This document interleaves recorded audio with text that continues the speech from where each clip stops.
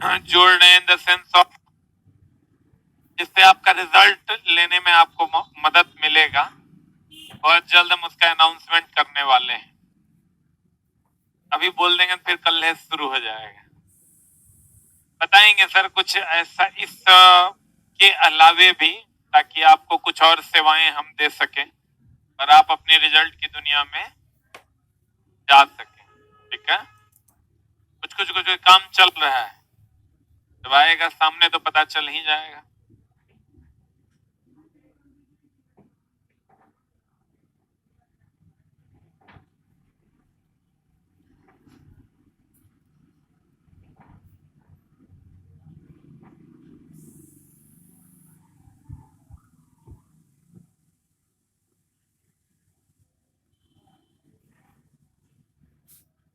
Capacitor से चला जो रेडियो व्यवधान है और पावर फैक्टर सुधरेगा कि बिगड़ेगा? हाँ, पारा लो प्रेशर पर होगा कि हाई प्रेशर पर? यहां तक हम लोग पढ़ लिए थे, बोलो ने। पारा लो प्रेशर पर होगा कि हाई प्रेशर पर? अब देखिए चला जी, जो कनेक्शन है कुछ इस कदर होता है, जो कनेक्शन है आपका वो कुछ इस कदर होता है।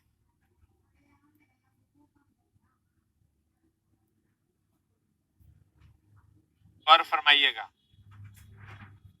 अगर ये आपका फिलामेंट है, ये आपका चला जी फिलामेंट है, यहाँ चौक लगा हुआ है, यहाँ प्रतिरोधक लगा हुआ है, इसको प्रतिवर्ती स्विच कहते हैं और ये डीसी का पावर सप्लाई है। आप गौर से देखिए, इसका जो हम लोग जो कनेक्शन करते हैं घरों में वो इस कदर ही करते हैं ट्यूबलाइट का कनेक्शन। अगर अभी आपको क्या कहेगा, जैसे डीआरडीओ वगैरह में जाइएगा या किसी बड़े संस्थान का स्किल टेस्ट होता है, वहां जाइएगा ना तो आपको कहेगा स्किल टेस्ट देना होगा। स्किल टेस्ट देना होगा मतलब उसमें आपको कोई एक अरेंजमेंट दे देगा, आपको चौक दे देगा, रजिस्टर दे देगा, उसके बाद स्टार्टर दे देगा, ट्यूबलाइट दे देगा, कहेगा तुमको कनेक्शन दे देगा, कहेगा जला के दिखाओ। अब जला के नहीं दिखा पाइएगा, स्किल टेस्ट वही है। आपको मोटर का सारा पार्ट दे देगा, कहेगा सारे पार्ट को एक जगह असेंबल करके दिखाओ, वही स्किल टेस्ट। ट्रांसफार्मर का सारा पार्ट दे देगा, अलग अलग जगह पर उसका फोटो बना हुआ होगा, उसको उस पार्ट को उठा के ले जाके उस फोटो पे ले जाके रख देना। या नाम जहां लिखा हुआ है, मान लिया कहीं पर लिखा हुआ है क्रोड, कहीं पर क्वाइल, कहीं पर कुछ लिखा हुआ है, तो आपको सारे पार्ट रखे हुए होंगे, उसको खोजना है। आप खोज के ले जाके जहां पर वो नाम लिखा हुआ है वहां ले जाके क्या करना है, रख देना। बोलिए, तो अगर ले जाके रख दिया तो वही आपका स्किल टेस्ट हो गया। या आपको ये सारा इंस्ट्रूमेंट दे देगा, आप कहेगा कि आप जो है इसको जला के दिखाइए, तो कनेक्शन पता रहेगा तब न जलाइएगा। तो चला जी क्या करना है, देखिए ये रजिस्टर है, रजिस्टर का काम है करंट को कंट्रोल करना। या ई हो भी सकता है और नहीं भी हो सकता है, लेकिन ये होगा चौक। यहां से मान लीजिए आप किसी सप्लाई है तो ये प्लस होगा और ये क्या होगा, यहाँ से तार को ले गए, पहले एगो मान लो प्लस तार ले गए, चौक का इनपुट में जोड़े और फिर चौक के आउटपुट से निकाल के इसमें जोड़ दिए ट्यूब में।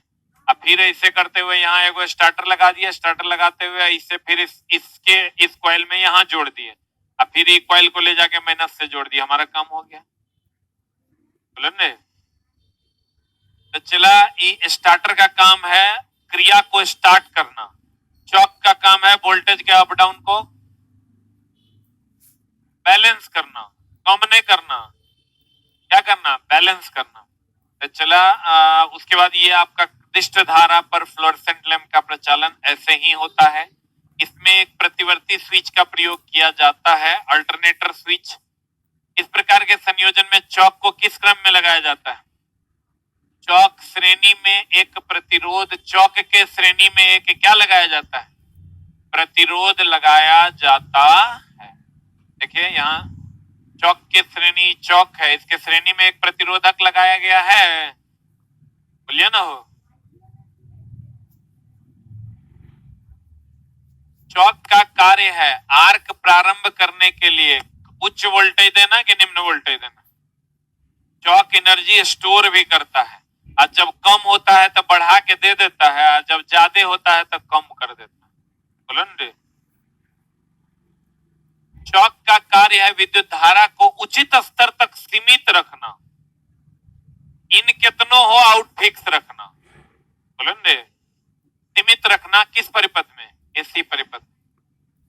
ट्यूबलाइट में चौक नहीं लगाने पर क्या हो जाएगा? फ्यूज हो जाएगा, अप डाउन मारेगा, क्योंकि चला जैसे वोल्टेज डाउन होगा तो ट्यूबलाइट में कम रोशनी देगा, जैसे वोल्टेज बढ़ेगा ट्यूबलाइट की रोशनी बढ़ जाएगी।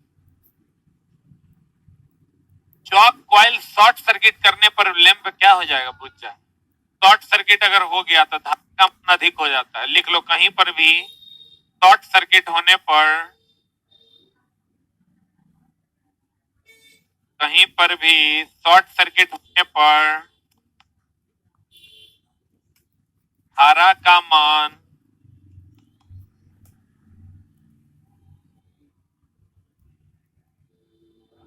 बढ़ जाता है। शॉर्ट सर्किट होने पर धारा का मान क्या हो जाता है? बढ़ जाता है, जिससे यंत्र गर्म होकर जल जाता है।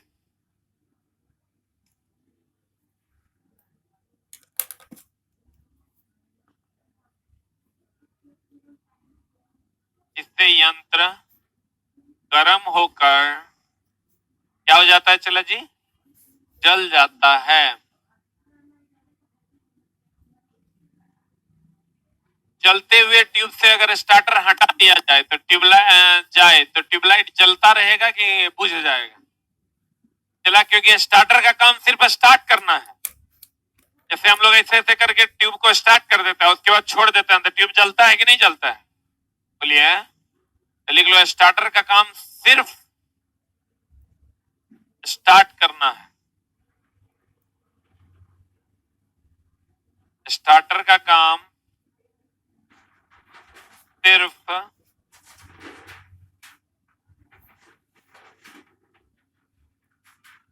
क्या करना है? स्टार्ट करना है।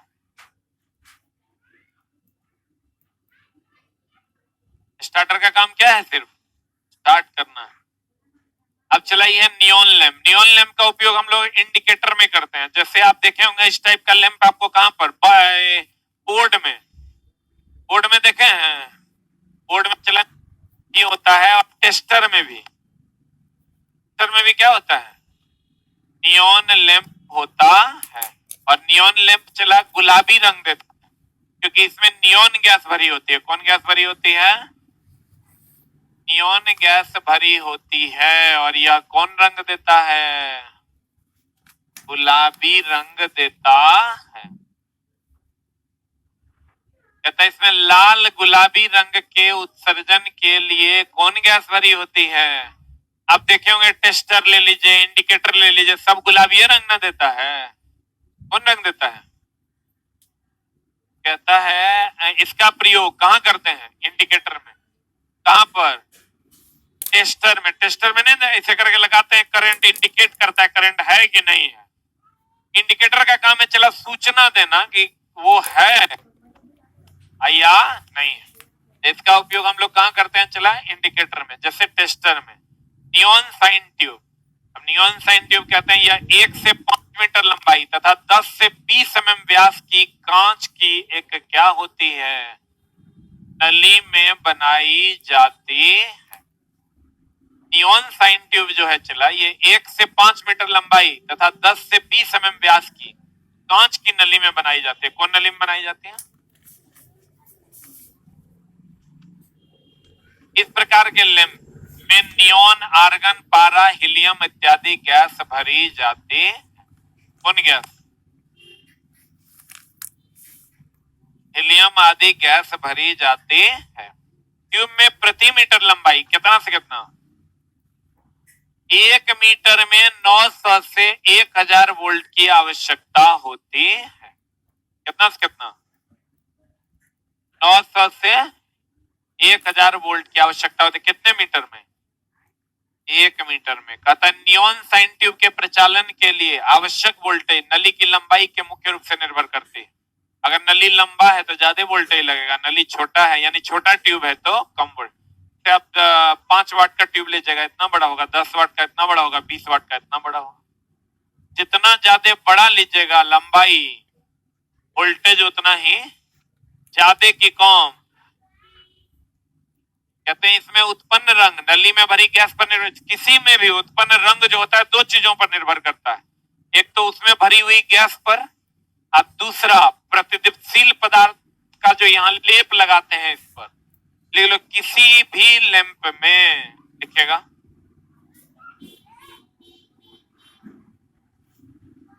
किसी भी लैंप में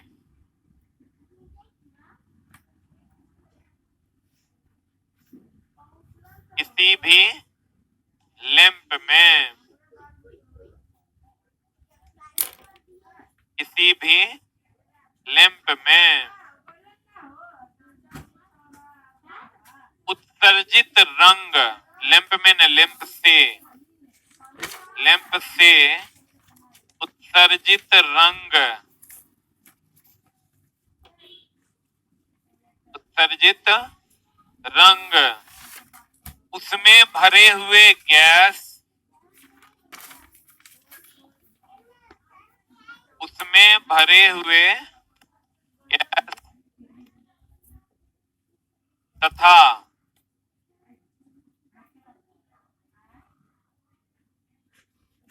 उसमें भरे हुए गैस तथा उसमें भरे हुए गैस तथा प्रतिदीप्तिशील पदार्थ के लेप पर निर्भर करता है।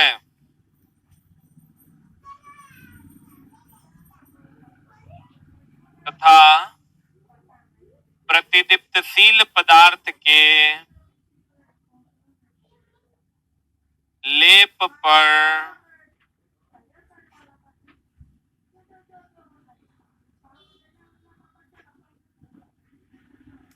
निर्भर करता है। किन किन चीजों पर निर्भर करता है? उसमें भरे हुए गैस पर और प्रतिदीप्तिशील पदार्थ के लेप पर, ये 2 चीजों पर निर्भर करता है। यह नियॉन साइन ट्यूब गैस विसर्जन प्रभाव के सिद्धांत, जितना भी है चला, जितना ट्यूब है सब गैसे विसर्जन प्रभाव पर कार्य करता है। आप कहिएगा कैसे? हम आपको बताए थे कि ये टंगस्टन का फिलामेंट है, इस पर बेरियम पेरोक्साइड का क्या है? लेप है। और जब इस पर हम लेप चढ़ाते हैं तो यह इलेक्ट्रॉन का क्या करता है? उत्सर्जन। क्या करता है? इलेक्ट्रॉन का क्या करता है? उत्सर्जन। और जब ये इलेक्ट्रॉन का उत्सर्जन करता है तो ये गैस में ये इलेक्ट्रॉन का डिस्चार्ज करता है। यूं कहें कि ये गैस में इलेक्ट्रॉन का क्या करता है? इलेक्ट्रॉन नहीं रहेगा तो आयन का डिस्चार्ज करता है, चूंकि इलेक्ट्रॉन एक प्रकार का आयन है। बोलिए। तो कहते हैं यह नियॉन साइन ट्यूब गैस विसर्जन प्रभाव के सिद्धांत पर आधारित है। यही नहीं, जितना भी ट्यूब है यह सब गैस में विसर्जन करता है। किसका? इलेक्ट्रॉन का या किसका? आयन का। इलेक्ट्रॉन या किसका? आयन का। तो कहता है इसकी आयु कितना, मतलब सबसे ज्यादा ना हो गया।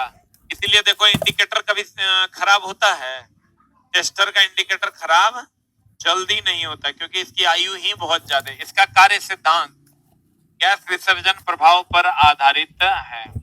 Arc lamp, arc lamp use होता है चला प्रोजेक्टर में। प्रोजेक्टर देखे हैं? प्रोजेक्टर देखे हैं? प्रोजेक्टर में हम लोग आर्क लैंप यूज करते हैं। आर्क लैंप, प्रोजेक्टर का लाइट देखे हैं? फोकस, आर्क लैंप उसी में यूज करते हैं। प्रोजेक्टर का मेन उपयोग वही है, आर्क लैंप का मेन उपयोग वही है। इस प्रकार के लैंप का उपयोग कहाँ करते हैं? सिनेमा प्रोजेक्टर आदि में किया। सिनेमा भी जो हम लोग देखते हैं तो प्रोजेक्ट्रेशन चलता है रे। सिनेमा प्रोजेक्टर आदि में यूज किया जाता है तीव्र प्रकाश उत्पन्न करने के लिए। कितने इलेक्ट्रोड? 2 इलेक्ट्रोड के बीच 1.5 to 6 तक गैस रखकर आर्क उत्पन्न किया जाता है। मतलब 2 इलेक्ट्रोड के बीच का जो गैप है चला 1.5 to 6 रखा है। देखिए सर, जब भी आपको स्पार्क जनरेट करना है ना, तो दो इलेक्ट्रोड पॉजिटिव और निगेटिव के बीच थोड़ा सा गैप एकदम निकले, इतना तक गैप में लाइएगा, अपने स्पार्क हो जाएगा। हटा दीजिएगा तब तो विद्युत धारा का प्रवाह होने लगेगा, स्पार्क नहीं होगा। आप देखते होंगे जितना भी आर्क ये करता है रोड वगैरह पे वेल्डिंग में, सटाता हटाता है, काहे कि पूरा अगर सटा दीजिएगा तब तो विद्युत धारा का प्रवाह होने लगेगा, हटाइएगा हटाइएगा तब स्पार्क जनरेट होगा। क्या जनरेट होगा? तो कहते हैं इसके बीच कितना का गैप होना चाहिए, उत्पन्न किया जाता है तब स्पार्क होता है। कहता है आर्क तथा इलेक्ट्रोड में से, आर्क यानी ये मान लीजिए अगर ये दोनों के बीच में ये आर्क जनरेट हुआ और ये हो गया इलेक्ट्रोड, या इसको इस फिगर में देख सकते हैं, ये दोनों के बीच में तो गैप है, ये हो गया इलेक्ट्रोड, ये हो गया इलेक्ट्रोड, इसके बीच में जो आर्क जनरेट होगा इसी को हम लोग स्पार्क कहते हैं। ये दोनों के बीच में जो आर्क जनरेट होगा इसी को हम लोग क्या कहते हैं? क्या कहते हैं? स्पार्क कहते हैं। तो गौर फरमाइएगा, आर्क तथा इलेक्ट्रोड में से प्रवाहित होने वाली विद्युत धारा का मान बाह्य प्रतिरोधक द्वारा नियंत्रित किया जाता है, जिसे क्या कहते हैं? बैलास्ट कहते हैं। कहता है आर्क तथा इलेक्ट्रोड में से प्रवाहित होने वाली विद्युत धारा का मान एक अलग से प्रतिरोधक लगाते हैं और उसी से नियंत्रित करते हैं, और इसको हम क्या कहते हैं? बैलास्ट कहते हैं। आपको कहेगा बैलास्ट का काम क्या है, तो कहेंगे चला विद्युत धारा के मान जो में से प्रवाहित होने वाली विद्युत धारा के मान को अगर कंट्रोल करना है, यानी अगर स्पार्क और इलेक्ट्रोड के बीच विद्युत धारा के मान को अगर कंट्रोल करना है तो इसके लिए हम लोग क्या लगाते हैं? बैलास्ट। यानी बैलास्ट का मेन काम है धारा को नियंत्रित करना। लिख लो, बैलास्ट का मुख्य कार्य है, बैलास्ट का मुख्य कार्य है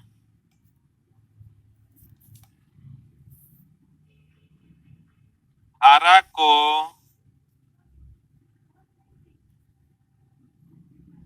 नियंत्रित करना।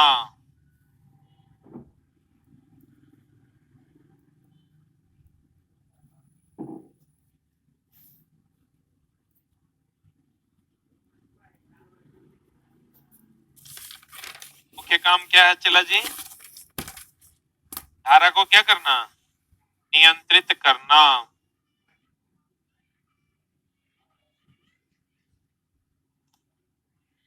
इसकी दक्षता कितनी? 30 ल्यूमेन पर वाट होती है। किसकी? आर्क लैंप की, जिसका उपयोग हम लोग कहाँ करते हैं? प्रोजेक्टर में। हाँ मुकुंद जी, हाँ। अरे कुछ ज्यादा बिजी हो गए थे, कल करते हैं, कल करते हैं। सुबह मॉर्निंग में उठ के आपको फोन करते हैं, नहीं तो आप ही कर लीजिएगा ना एक बार 8 बजे। ना क्लास है। हाँ ठीक, जब आप जिम से निकलिएगा ना तो हमको फोन कर लीजिए। जब भी आपको सुबह में फुर्सत मिले हमको फोन चलाएंगे, कोई बात नहीं, आप हमको दिखा दीजिएगा।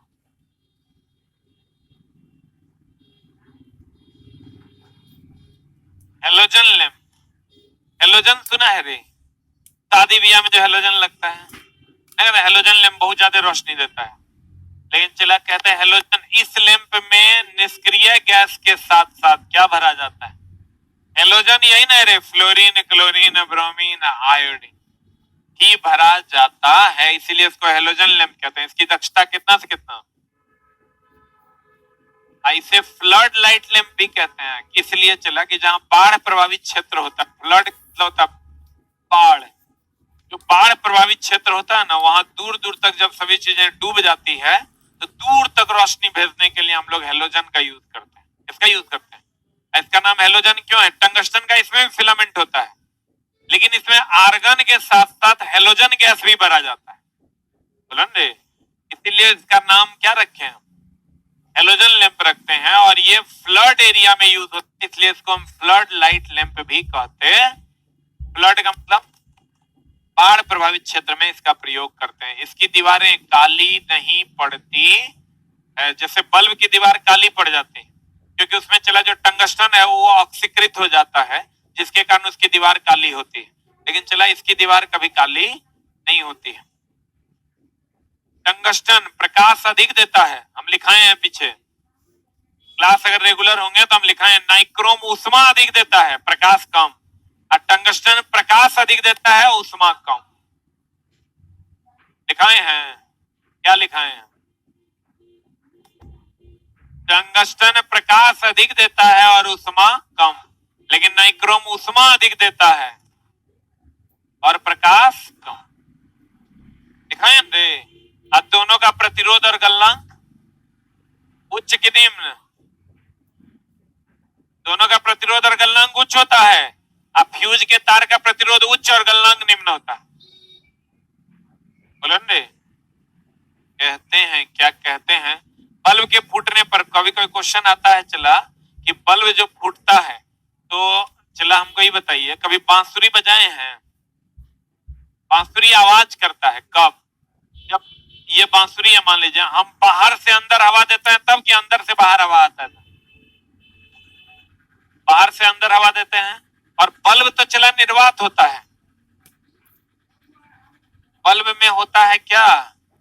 निर्वात या कोई भी गैस भरा होता है। तो बताइए, अगर ये फूट जाएगा, क्या हो जाएगा? फूट जाएगा चला, तो बाहर से अंदर हवा आएगा या अंदर से बाहर जाएगा? अंदर में तो कुछ है ही नहीं है। अंदर में कुछ है? आपको क्वेश्चन पूछेगा, बताइए अंदर में कुछ नहीं है तो गैस भरने की कोशिश करेगा ना। तो बाहर से अंदर हवा आता है कि अंदर से बाहर हवा जाता है? तो कहते हैं, गौर फरमाइएगा, बल्ब के फूटने से आवाज होता है बाहर से अंदर हवा आने के। बल्ब का फिलामेंट मुड़ा होता है, ये जानते हैं? देखिए चला जी, बल्ब का जो फिलामेंट होता है, कभी फिलामेंट देखे पूर्णा वाला बल्ब का? ऐसा ऐसा होता है। ये मुड़ा हुआ क्यों होता है? इसलिए चला जी कि अगर सीधा होगा ना तो ऊष्मा व्यय बहुत तेजी से होगा, रूम बहुत ज्यादा गर्म हो जाएगा।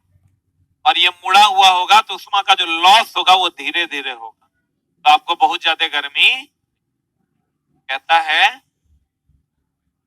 कि बल्ब का फिलामेंट मुड़ा होता है, क्या होता है? क्योंकि मुड़ने से फिलामेंट से ऊष्मा का व्यय कम होता है, इसलिए इसे कुंडलीकृत यानी क्वाइल के रूप में लपेट दिया जाता। फ्लोरेसेंट ट्यूब के दोनों सिरों पर लगे टंगस्टन फिलामेंट के ऊपर किसका लेप चढ़ा होता है? जी हम, किसका लेप चढ़ा होता है? बेरियम पेरोक्साइड का लेप चढ़ा होता है। ठीक है। 0 वाट का बल्ब, हम बोले थे 0 वाट का बल्ब 0 वाट का नहीं होता है, 5 से 7 वाट का होता है, लेकिन हम लोग के मकान मालिक को लगता है कि 0 वाट का है। आप सोचे नहीं, 10 वाट का बल्ब है, इतना वाट का बल्ब अगर आपके लेटरिंग रूम में, लेकिन उन्हें लगाएगा, वो लगाएगा 0 वाट का, उसको लगता है इसमें बिजली की खपत 0 होती है, लेकिन ऐसा नहीं है, वो 0 बिजली की खपत होगी, जलवे नहीं करेगा। 5 से 10 वाट का लगा देगा, झक झक रोशनी करेगा। लेकिन जितना आप लोग हैं सबके बाथरूम में देखेगा वो 0 वाट लगल है, लगा अनहरिया में देखो नहीं करते होंगे, धड़फड़ा जाते हो। ऐसा हो रहा है कि नहीं? मकान मालिक जो है ना बहुत ही गड़बड़ आदमी होता है। 5 से 7 वाट का बल्ब होता है, वो 0 वाट का। अब 10 वाट का अगर लगा देगा, झक झक रोशनी करेगा, एक एक चीज हगने के बाद दिखाई देगा, नहीं दिखाई देगा। लेकिन चला जी वो ऐसा काम नहीं, हगने पते नहीं चलता है, टांग पर हग लिए कि कहाँ मुद्द दिए। हम लोग तो रहते थे, चला वही बल्ब रहता था, पते नहीं चलता था कहाँ हगा गया, बाद में देखते थे किसी तरह पानी देकर खत्म करते थे। तो चला कहते हैं जो 0 वाट का बल्ब होता है, लैंप में विद्युत की खपत लगभग कितना से कितना वाट होती है? अब फ्लोरो ट्यूब में फ्लोरेसेंट पदार्थ के रूप में जिंक सिलिकेट होने पर, हम पहले लिस्ट लिखा दिए हैं, कौन सा रंग? हरा रंग देगा। जिंक सिलिकेट रहने पर कौन सा रंग देगा? पूरा लिस्ट लिखाया हुआ। तरंगदैर्ध्य को प्राय किसमें व्यक्त करते हैं? तरंगदैर्ध्य का अगर चला कहेगा ना, तरंगदैर्ध्य तरंग दैर्ध्य का अगर एसआई मात्रक कहेगा, एंगस्ट्रॉम ने मीटर, और अगर व्यवहारिक मात्रक कहेगा,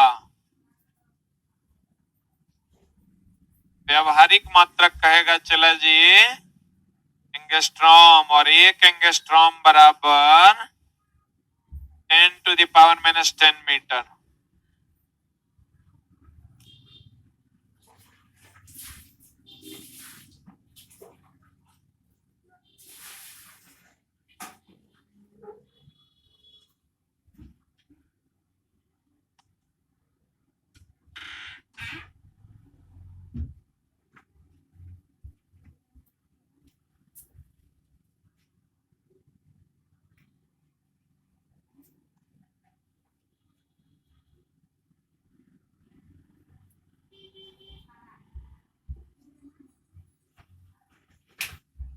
हो गया?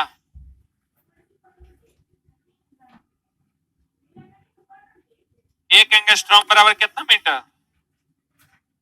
10⁻⁻10। अब बताइए, दृश्य प्रकाश का तरंग दैर्ध्य 3900 से 7800 एंगस्ट्रॉम। दृश्य प्रकाश का तरंग दैर्ध्य महाबीबीआई, एमबीबीआई, इसमें 5500 एंगस्ट्रॉम तरंग दैर्ध्य का प्रकाश मानव नेत्र के लिए सर्वाधिक संवेदनशील होता। कि जो अभी हम चला निकल रहा है और देख रहे हैं, ये दृश्य प्रकाश है। कौन प्रकाश है? इसका तरंग दैर्ध्य का रेंज है 3900 से कितना? 7800 एंगस्ट्रॉम। इसमें कितना के प्रति आंख सबसे अधिक संवेदनशील है? 5500 एंगस्ट्रॉम के प्रति आंख सबसे अधिक संवेदनशील है। अभी चला हमारे यहाँ ऑफलाइन में एक बैच आ रहा है नया, एएलपी टेक्नीशियन का फाउंडेशन, 11 तारीख से। अगर आपके कोई यार दोस्त हो तो आप उनको बता सकते हैं, क्योंकि दूर दराज से बच्चे आते हैं और 10 दिन लेट आते हैं तो उनका बैच छूट जाता है।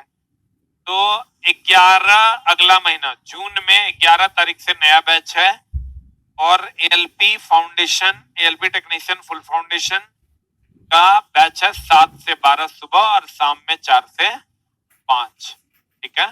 जो लोग आपके यार दोस्त हो जिनको जरूरत हो आप उनको बता सकते हैं, क्योंकि लेट आने पर क्या होता है कि एक चैप्टर छूट जाता है, फिर उनको मेकअप करवाना पड़ता है अलग से। तो उससे बढ़िया है कि शुरू से क्लास करेंगे, उनको इन्फॉर्मेशन नहीं मिल पाता, इसलिए वो जब मन कोई 11 को आएगा, कोई 14 को आएगा, कोई 16 को आएगा। तो दृश्य प्रकाश का तरंग दैर्ध्य कितना से कितना होगा, और कितना एंगस्ट्रॉम के प्रति आंख सबसे अधिक संवेदनशील है? इसी लैंप की दक्षता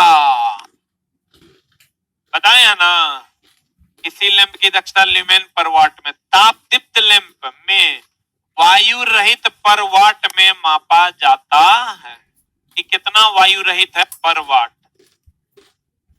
ताप दीप्त लैंप में वायु रहित कांच के बल्ब का प्रयोग किया जाता है। सही बात है रे? ये जो ताप दीप्त लैंप है इसमें वायु रहित कांच होता है कि वायु सहित होता है? वायु रहित होता है, इसका मतलब निर्वात होता है। वायु रहित कांच का प्रयोग, बल्ब का प्रयोग किया जाता है, क्योंकि यह विकिरण द्वारा, देखिए सर ये मामला क्या होता है, अगर आप इसमें गैस भर देते हैं, गैस नहीं भरते हैं,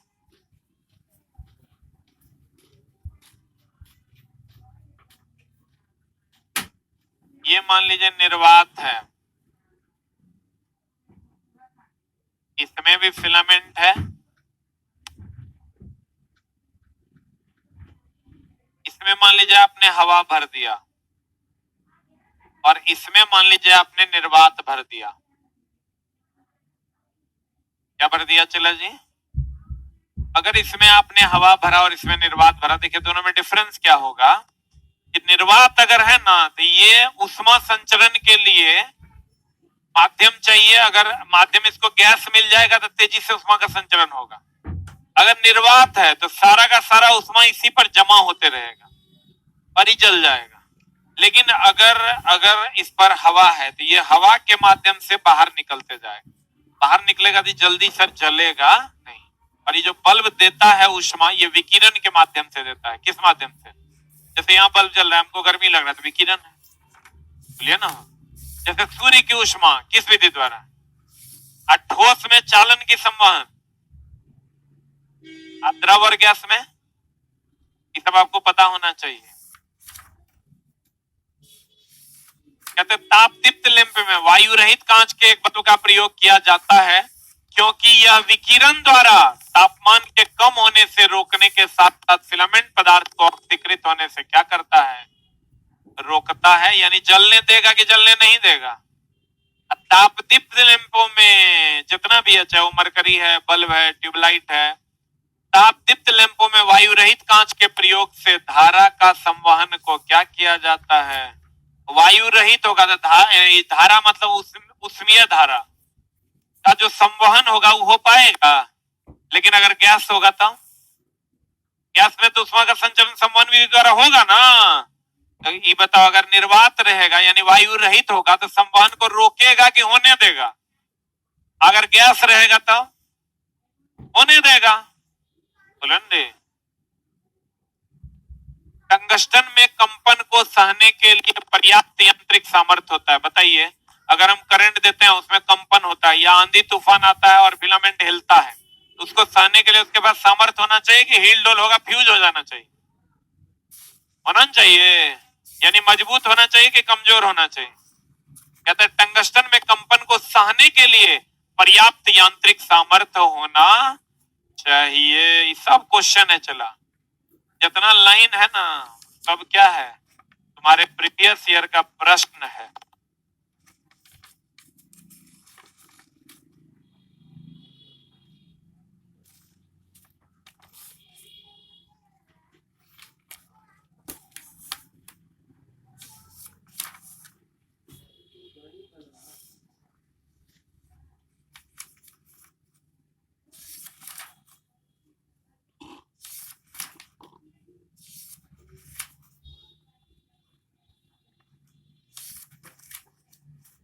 पकड़िए, कहता है चला टेंटेलम का नाम सुना है? टेंटेलम का भी फिलामेंट लगाया जा सकता था, लेकिन इसका गलनांक टंगस्टन से कम होता है, ये जल्दी गल जाता है। टंगस्टन और टेंटेलम लगभग सेम है चला, लेकिन इसका गलनांक जो टेंटेलम का होता है वो कम होता है, इसलिए इसका प्रयोग नहीं करते। जल्दी न गल जाएगा, जल्दी गल जाएगा चला तो बल्ब क्या हो जाएगा, फ्यूज हो जाएगा। टेंटेलम का प्रयोग तापदीप्त लैंपों में न होने का कारण है इसका गलनांक टंगस्टन से क्या होना, कम। टंगस्टन का तो गलनांक उच्च न होता है, अब प्रतिरोध भी क्या होता है, उच्च होता है। तापदीप्त लैंपों की दक्षता कितनी? अच्छा इल्यूमिनेशन तब होगा, बताइए, अच्छा इल्यूमिनेशन मतलब अच्छा चमक रूम में कब होगा? जब प्रकाश समान रूप से होगा और पर्याप्त होगा। असमान रूप से होगा, कहीं पर ज्यादा होगा कहीं पर कम होगा, तो हम कहेंगे कि अच्छा इल्यूमिनेशन हो रहा है। अब पर्याप्त भी होना चाहिए, जितना चाहिए उतना होना चाहिए। तो हम लोग अभी जैसे इस रूम में हम लोग कहते हैं पर्याप्त रोशनी। पर्याप्त इसलिए क्योंकि समान रूप से रोशनी है, पता चला यहाँ रोशनी होता पीछे में अंधेरा होता तो पर्याप्त होता। तो चला कहते हैं कि अच्छा इल्यूमिनेशन तब होगा जब प्रकाश एक समान तथा क्या होगा, पर्याप्त। कमरे का इल्यूमिनेशन छत और दीवार के रंग पर निर्भर करता है। जैसे अभी इसमें हम व्हाइट कलर का पेंट किए हैं ताकि रूम में डार्कनेस नहीं रहे, इंजोर रहे। इंजोर समझता है, इल्यूमिनेशन रहे। इसी में अगर हम काला कलर का पेंट कर दें, जितना प्रकाश जाएगा सबको अवशोषित करेगा, पूरा रूम काला काला दिखेगा। लेकिन चला मान लो बेडरूम में तुम व्हाइट कलर का पेंट नहीं ना कर सकता है, तो बेडरूम तो चमकने का चीज थोड़े है, वो तो स्थिर से सुतने का चीज है, नहीं है। तो हर जगह पर अलग अलग पेंट इसीलिए करते हैं। कमरे का छत का पेंट जो है वो भी डिपेंड करता है कि आपका रूम कितना चमकेगा, कितना इल्यूमिनेशन होगा। कहते हैं कमरे का इल्यूमिनेशन छत और दीवार के रंग पर निर्भर करता। छाया कभी चला छाया, जैसे अभी देखो इसको हम ऊपर लगा दिए हैं। जैसे अभी मान लेते हैं चला कि किसी एक व्यक्ति पर हम रोशनी देते हैं, ये छोटा सा है, इस पर हम अगर रोशनी देंगे चला जी, ऐसे रोशनी देंगे लाइट ऑफ करके, अगर नीचे से देंगे छाया बनेगा, अगर इसको ऊपर से देंगे छाया नहीं बनेगा। इसीलिए देखिएगा दोपहर के समय जब सूर्य सर पर होता है तो छाया बनता है। लेकिन चला वही अगर सूर्य नीचे रहता है तब दोपहर के समय छाया नहीं बनता, लेकिन सुबह शाम में बनता, सुबह शाम में छाया बनता है। इसका मतलब इससे आप ये सीखें कि अगर आप चाहते हैं कि रूम में छाया ना बने तो लाइट को ऊपर लगाना है कि नीचे लगाना है। सूर्य ऊपर होता है तो छाया, नीचे रहेगा तो छाया बनेगा। बोलिए। तो कहते हैं छाया बनने का कारण लैंप का निम्न स्तर पर होना कि उच्च स्तर पर होना। छाया बनने का कारण निम्न स्तर, नहीं कब बनेगा। कहते हैं छाया लैंपों को निम्न स्तर पर लगाने के कारण होता है। छाया रोकने के उपाय हैं कि छोटे छोटे लाइट लगाने, बड़ा एक को हेलोजन ने लगा देना, छोटे ल्यूमिनर्स का प्रयोग करना, ग्लोब का प्रयोग करना। ग्लोब मतलब वैसा लाइट का प्रयोग करना जिसका लाइट चारों दिशा में फैले, ग्लोब के जैसा फैले। बोलन। और तीसरा अप्रत्यक्ष प्रकाश तंत्र का प्रयोग करना। जैसे देखो ये लाइट जो है सीधा मेरे मुंह पे नहीं पड़ रहा है, लाइट पड़ रहा है नीचे, अब पड़ रहा है मेरे ऊपर। यो लाइट जो पड़ रहा है लाइट यहाँ पड़ रहा है, देखो मैक्सिमम यहाँ है। बोलन। मिनिमम मेरे फेस, जितना भी लाइट यहाँ लगल है एको डायरेक्ट मेरे फेस पे है। क्यों? क्योंकि अगर डायरेक्ट मेरे फेस पे होगा तो यहाँ इस पर छाया बनेगा। अभी भी देखो छाया बन रहा है, हल्का बन रहा है ना। जितना लाइट इनडायरेक्ट करेंगे उतना छाया कम बनेगा। कहता है प्रत्यक्ष प्रकाश, डायरेक्ट लाइट हो गया चला, अगर ऐसे लाइट है, ऐसे लाइट है और ये सीधा मेरे मुंह पे पड़ रहा है, ये डायरेक्ट लाइट हो, ऐसे हुआ तो ये अप्रत्यक्ष हो गया, ये प्रत्यक्ष हो गया। बोलन रे। हम लोग चला वैसे का प्रयोग करेंगे जो चारों दिशाओं में लाइट दे, यानी ग्लोब्स का प्रयोग करेंगे, छोटे ल्यूमिनर्स का प्रयोग करेंगे, अप्रत्यक्ष प्रकाश तंत्र का प्रयोग करेंगे। किसका प्रयोग करेंगे? अप्रत्यक्ष मतलब डायरेक्ट लाइट का प्रयोग करेंगे कि नहीं करेंगे? नहीं करेंगे, इनडायरेक्ट लाइट का प्रयोग करेंगे अगर हमको छाया को रोकना है तो। अब चला एक होता है बायोमेट्रिक स्ट्रिप। अभी बायोमेट्रिक स्ट्रिप क्या होता है? द्विधात्विक पट्टी, दो धातु की पट्टी इलेक्ट्रिक आयरन में जो ऑटो कट होता है। कभी आप प्लग लगाए होंगे, प्लग लगाने के बाद देखिए गर्म होता है, अपने आप ऑटो कट हो जाता है।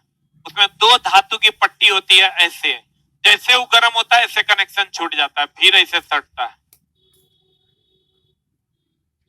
दो धात्विक पट्टी यानी दो धातु की पट्टी का उपयोग इलेक्ट्रिक आयरन में ऑटो कट के लिए करते। कहता है गौर फरमाइएगा कि द्विधात्विक पट्टी ब्रास आयरन का बना होता है और इलेक्ट्रिक आयरन में किस चीज के लिए प्रयोग करते हैं? इलेक्ट्रिक आयरन में ऑटो कट के लिए प्रयोग करते हैं। द्विधात्विक पट्टी का उपयोग इलेक्ट्रिक आयरन में क्या चीज के लिए करते हैं? द्विधात्विक पट्टी का उपयोग इलेक्ट्रिक आयरन में क्या चीज के लिए करते हैं? ऑटो कट के लिए करते हैं।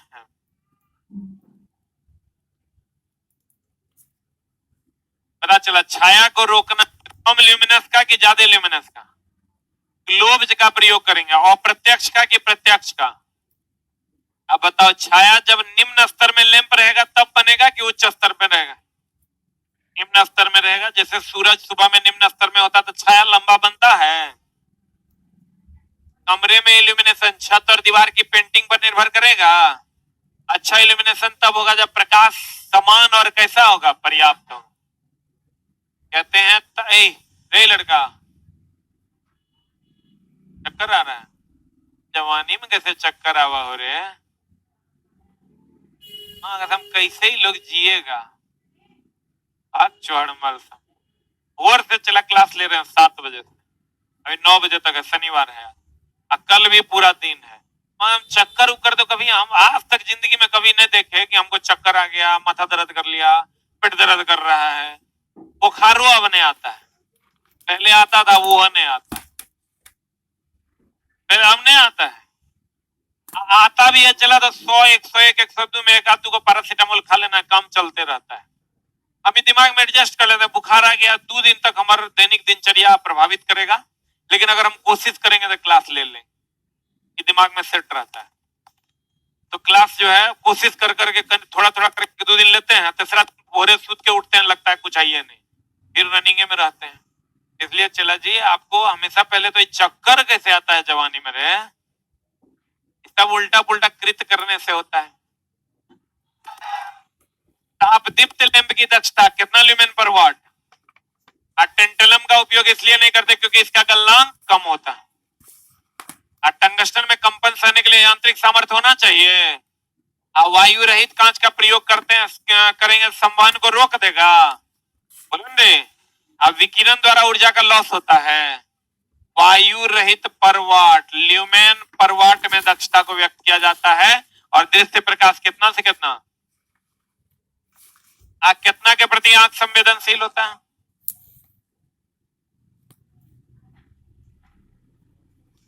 तरंग दैर्घ्य किसमें, जिंक सिलिकेट होगा तो कौन रंग, 0 वाट। अब फ्लोरेसेंट ट्यूब के दोनों सिरों पर टंगस्टन फिलामेंट, अब बल्ब के फिलामेंट मुड़ा हुआ होता है, उष्मा का व्यय कम होगा। अब फूटने पर आवाज करेगा, बाहर से अंदर के अंदर से बाहर से अंदर। टंगस्टन प्रकाश अधिक देता है, उष्मा कम। नाइक्रोम उष्मा अधिक देता है, प्रकाश कम। इसकी दीवार, हेलोजन की दीवार कभी काली होती है, फ्लड लाइट लैंप कहते हैं। दक्षता 25 से 35। हेलोजन में लैंप में निष्क्रिय गैस के साथ साथ हेलोजन भी भरा होता है, बोलो हाँ या ना।